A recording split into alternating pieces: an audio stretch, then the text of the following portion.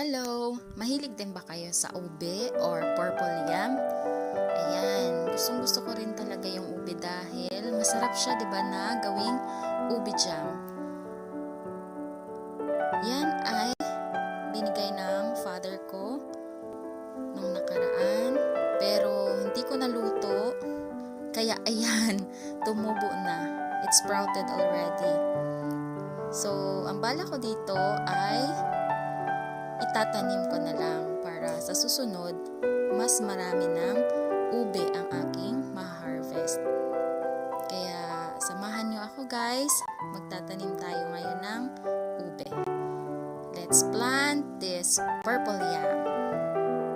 By the way, for those who haven't subscribed to my channel yet, and if you like my videos, please consider subscribing to my channel. I would appreciate that very much.